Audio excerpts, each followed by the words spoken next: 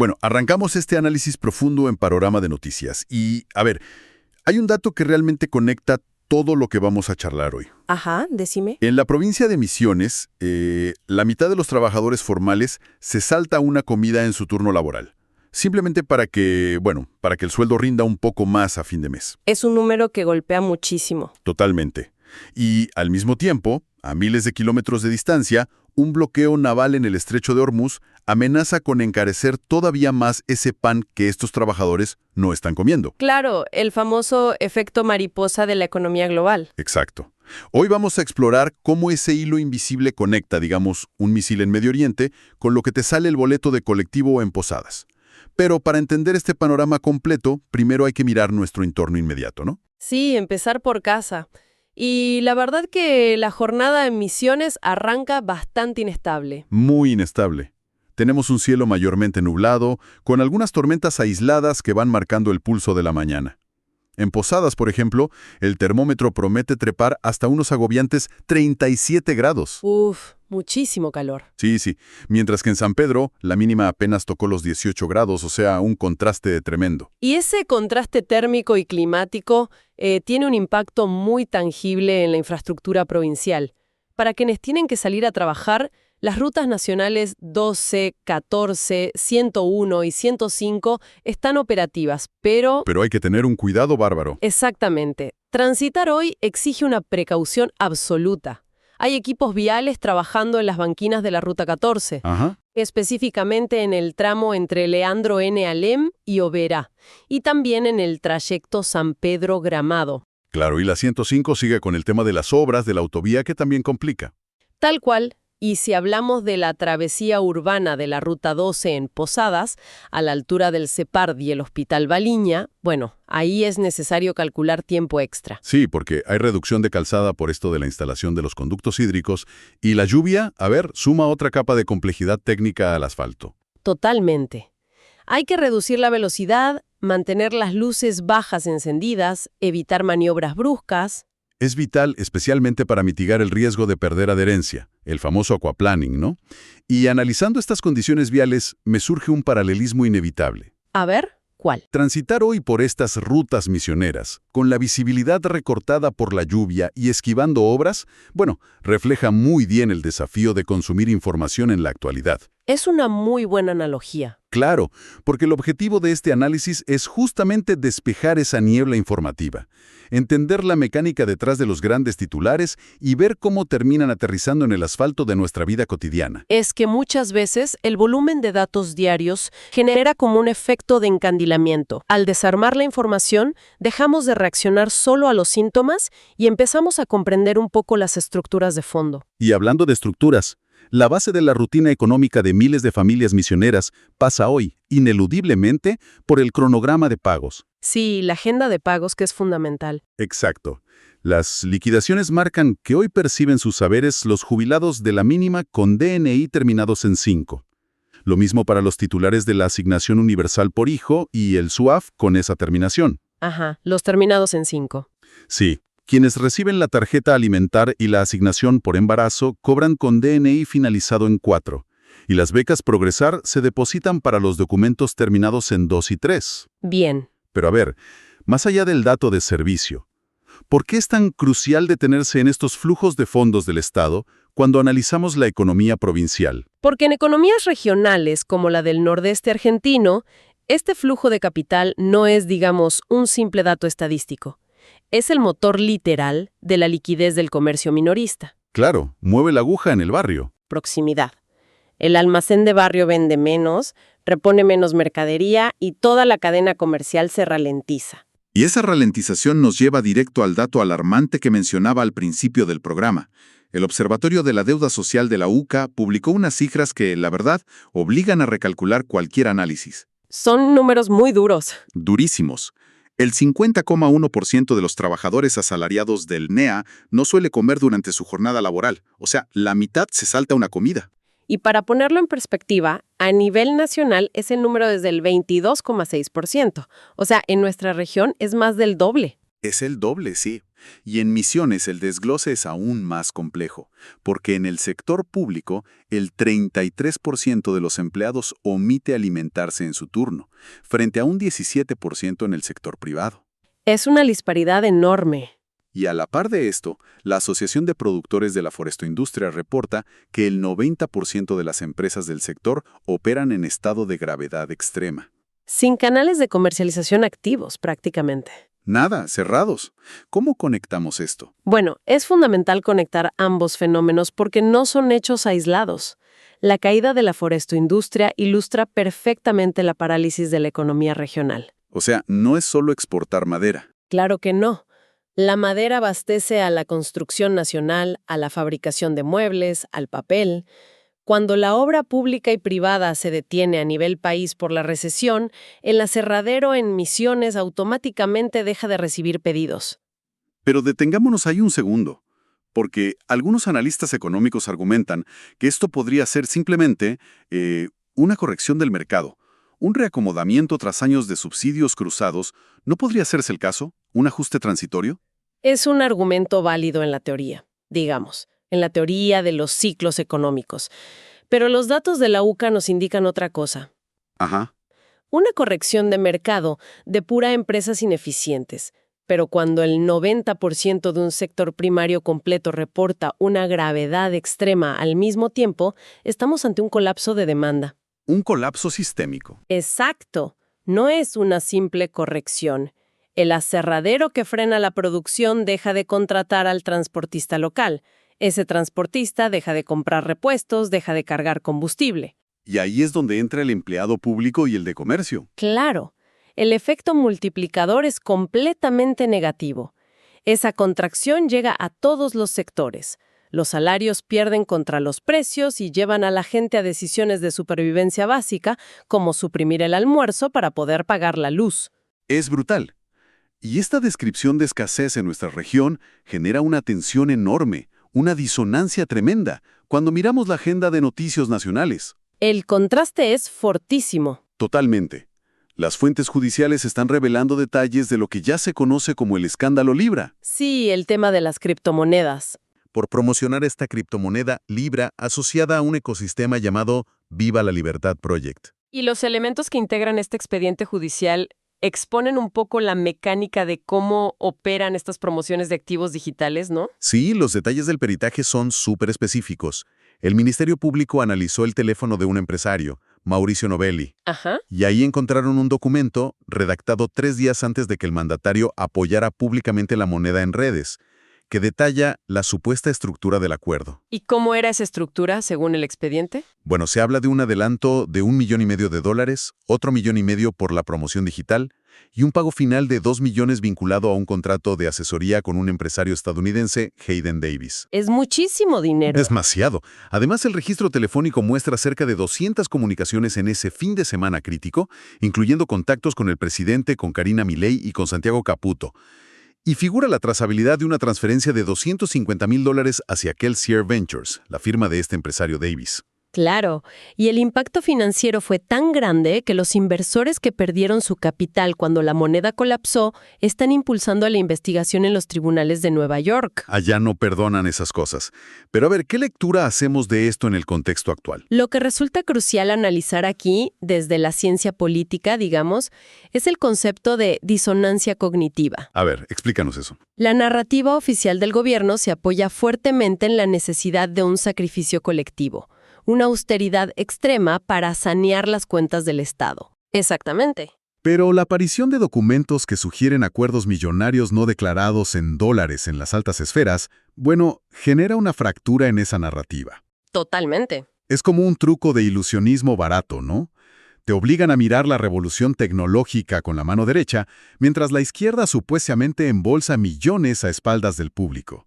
Y esa disonancia no se limita solo a las criptomonedas. No, claro, también hay cuestionamientos sobre el uso de recursos del Estado. Como lo que ocurrió con el vocero presidencial Manuel Adorni, que tuvo que salir a pedir disculpas públicas porque trascendió que su esposa usó el avión presidencial para un viaje a Nueva York. Que él mismo calificó como una pésima decisión. Sí. Y casi en paralelo, se reportó que usó un vuelo primado para ir a Punta del Este durante el fin de semana de Carnaval. Independientemente del encuadre legal de esos vuelos, que seguirá su curso, el impacto es fundamentalmente simbólico. Claro, peguen la credibilidad. Exacto. La legitimidad de un programa de ajuste económico requiere que las autoridades demuestren estar sometidas a las mismas restricciones que le exigen a la gente. Cuando los hechos contradicen eso, la tolerancia social disminuye rapidísimo. Y ya estamos viendo cómo esa tolerancia baja y se traduce en acciones en la calle. Por ejemplo, el paro nacional universitario de una semana, impulsado por CONADU Histórica y las 30 facultades de la UTN. Que el reclamo central es la asfixia presupuestaria. Tal cual. Hay reportes de docentes, por ejemplo, en la provincia del Chaco, que renuncian porque el costo de viajar para dar clases supera lo que cobran de sueldo. Es insólito. Y la movilización política también está reconfigurando el tablero. Tenés al partido justicialista bonaerense buscando reagruparse detrás de Axel Kicillof. Sí, armando un frente de unidad.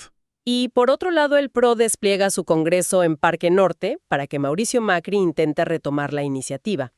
Pero quizás el indicador más interesante de reacción cívica viene del lado ambiental. El tema de los glaciares. Exacto. 60,000 personas se anotaron para intervenir en la Audiencia Pública Nacional en defensa de la Ley de Glaciares. Es un número histórico. Es una locura de gente. Yo me pregunto hasta qué punto estas 60,000 inscripciones son un interés genuino solo por la glaciología o si en realidad es un canal de protesta institucional. ¿En qué sentido? O sea, utilizar los mecanismos de participación que existen para marcarle un límite al gobierno frente a lo que se percibe como un avance sobre los recursos estratégicos. Es una lectura muy aguda, la verdad. En periodos de tensión económica, las causas ambientales suelen convertirse en catalizadores del descontento general. Es la sociedad civil activando anticuerpos frente a políticas que sienten desconectadas de su realidad. Y esa idea de representar los valores a nivel nacional nos lleva directo al ámbito del deporte, que siempre es como un espejo de nuestras contradicciones. Totalmente, para lo bueno y para lo malo. Empecemos por lo bueno, un hito global. Franco Colapinto, nuestro piloto en la Fórmula 1, logró terminar 10º en el Gran Premio de China con Alpine. Es un logro técnico notable. Sumó su primer punto en el campeonato. En una categoría donde el margen de error son milésimas de segundo, ¿eh? Es que el automovilismo de ese nivel es la cúspide de la ingeniería y la disciplina humana. El logro de Colapinto demuestra la capacidad de un deportista nuestro para insertarse y rendir en un entorno global hipercompetitivo. Donde el profesionalismo no se negocia para nada. Pero, y acá viene la bajeza local. Al girar la mirada hacia nuestro fútbol doméstico, la imagen es tristísima. Sí, lo que pasó en el torneo Apertura. Exacto. Repasemos los resultados rápido. Hubo triunfos de Vélez, de Central, de River, pero en el partido donde Rosario Central le ganó 2-1 a Banfield, el encuentro se tuvo que interrumpir. Un papelón. El motivo. Desde la tribuna empezaron a tirar a la cancha muñecas inflables vestidas con ropa interior y la camiseta de Newell's, el clásico rival. Y la justificación de siempre es decir que es el folclore del fútbol. Exacto. Siempre el escudo del folclore. ¿Cómo analizamos esto? Utilizar el término folclore en este contexto es un mecanismo sociológico de evasión, digamos. El folclore implica una expresión cultural identitaria. Claro. Lanzar muñecas inflables femeninas con los colores del rival es, desde el análisis de la violencia simbólica, un acto evidente de misoginia y cosificación. Es usar la figura de la mujer como un objeto de burla hacia otro hombre. Exactamente. Y acá la situación se vuelve insostenible porque los estadios actúan muchas veces como territorios donde las normas sociales parece que se suspenden. Y yo me pregunto, ¿hasta cuándo los directivos y las autoridades van a seguir permitiendo que la palabra folclore actúe como una inmunidad diplomática? Es que ese es el peligro. Si alguien hiciera esto en una oficina, lo echan, enfrenta consecuencias legales. Pero en la tribuna, el machismo estructural parece estar blindado por la pasión. Y tolerar esta violencia simbólica en un evento de consumo masivo normaliza la agresión. Si las instituciones no sancionan esto de forma ejemplar, están bajando la vara de lo que es aceptable en toda la sociedad. La violencia física casi siempre está precedida por este tipo de violencia simbólica impune. Todo está conectado. Y esa cadena de consecuencias nos lleva a entender el escenario internacional de hoy y su impacto económico, que es gravísimo. El efecto mariposa del petróleo y la pólvora. Exacto. La situación en Medio Oriente alcanzó un punto de ebullición. Las fuerzas conjuntas de Estados Unidos e Israel ejecutaron bombardeos que, según fuentes oficiales, destruyeron el 90% de la capacidad de drones y misiles de Irán. Una magnitud histórica. Histórica. Pero la respuesta de Teherán no fue militar en el sentido tradicional. Fueron a lo estratégico. Bloquearon el estrecho de Hormuz. Y esa es una jugada de ajedrez geopolítico tremenda. El estrecho de Hormuz es un paso marítimo crítico. Por ahí circula más o menos el 20% de todo el petróleo que consume el planeta. 1 de cada 5 barriles pasa por ahí. Es un cuello de botella logístico absoluto. Si lo bloqueas, paralizas la economía mundial. Y la reacción de los mercados fue inmediata. El barril de crudo perforó la barrera de los $100. En Estados Unidos, para que nos demos una idea, el precio del combustible en las estaciones de servicio saltó un 24% en días. Quedó a $3.70 el galón, carísimo. Carísimo. Washington se vio en una posición tan crítica que tuvieron que tomar una decisión rarísima para ellos. Levantaron temporalmente las sanciones al petróleo ruso. Contradiciendo su propia política exterior. Totalmente. Autorizaron que Rusia venda en el mercado global hasta mediados de abril, intentando inundar el mercado de oferta para frenar los precios. Y en el medio de esta rosca de los precios, la ONU emite alertas desesperadas porque hay 3,2 millones de personas desplazadas por los bombardeos. Es una tragedia humanitaria. Y la decisión de levantar las sanciones a Rusia evidencia la gravedad del shock energético, digamos. Cuando la principal potencia tiene que flexibilizar sus embargos para evitar inflación interna, el impacto es severo. Severo en todo el mundo. Pero a ver, aterricemos esto. Alguien que nos escucha podría pensar, el estrecho de Hormuz está lejísimos. Nosotros en Misiones no compramos petróleo de Irán. ¿Cómo llega ese shock energético desde el Golfo Pérsico hasta nuestro bolsillo? Bueno, el mecanismo de transmisión es implacable. Funciona como un sistema arterial. Al subir el precio internacional del barril, la energía se encarece en todo el planeta. Ajá. En Argentina, ante este shock, el gobierno nacional necesita mitigar el impacto fiscal. Eso explica medidas como la reciente decisión de reimponer retenciones del 8% a la exportación de crudo en Chubut. Claro, tratando de retener algo. Exacto. Pero esa medida frena inversiones en la Patagonia. Y el flujo continúa hacia el norte.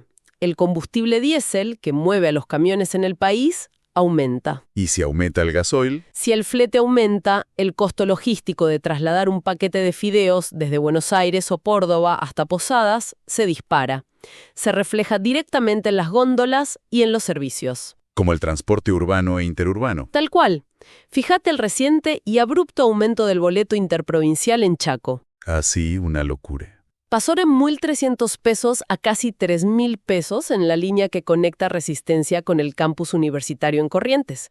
Es un síntoma directo de este encarecimiento logístico. O sea, el estudiante que hoy no puede pagar ese boleto para ir a la facultad está sintiendo en su economía diaria el impacto del bloqueo naval en Medio Oriente. Así de crudo es. Es como visualizar la cadena de suministro como una arteria, ¿no? Un bombardeo en una instalación iraní actúa como un torniquete que corta la circulación comercial, y la asfixia la terminamos sintiendo semanas después acá. Exactamente. Comprender estas conexiones es el propósito de analizar la información con detenimiento. Los fenómenos políticos y económicos rara vez son eventos aislados. Son engranajes de un mismo sistema. Y analizar la jornada así nos permite ver la pintura completa. Empezamos observando la inmensidad de un conflicto geopolítico en el Golfo Pérsico. Vimos cómo afecta el transporte y las retenciones y terminamos en la estadística más dura. La del trabajador del Nordeste que no almuerza. La intimidad de ese misionero que omite su comida porque la recesión no le deja otra opción. Las grandes crisis siempre terminan golpeando las puertas más humildes. Es la triste realidad de nuestra estructura socioeconómica. Y toda esta cadena de causas y efectos me hace acordar mucho una frase del diplomático español Diego de Saavedra Fajardo. Él escribió: "Un pequeño gusano roe el corazón a un cedro y lo derriba". ¡Qué imagen potente! Sí, sumamente precisa para el análisis de hoy. Un árbol gigante casi nunca colapsa por el primer viento fuerte. A menudo se cae porque algo silencioso fue consumiendo su integridad desde adentro durante mucho tiempo. Claro. Y el desafío para cualquier sociedad es identificar a tiempo esos elementos, esos gusanos, antes de que el daño estructural sea irreversible. Esa es precisamente la tarea. Cabe preguntarse cuáles son los elementos que hoy corroen nuestras estructuras. ¿Es la tolerancia a la violencia disfrazada de folclore? ¿Es la apatía ante la pobreza en nuestra región? ¿O la normalización de narrativas que nos exigen sacrificios mientras otros hacen negocios no declarados? Identificarlos es el primer paso. Un primer paso indispensable, sin dudas. Totalmente. Bueno, queda la recomendación obligatoria para seguir de cerca el desarrollo de todos estos temas y consultar las actualizaciones del clima y del tránsito. Para más información visiten ahoramisiones.com.ar. La visibilidad en la ruta quizás siga un poco complicada por la lluvia, pero comprender cómo funciona el mecanismo detrás de las noticias ayuda a transitar con mayor claridad. Buen inicio de jornada para todos.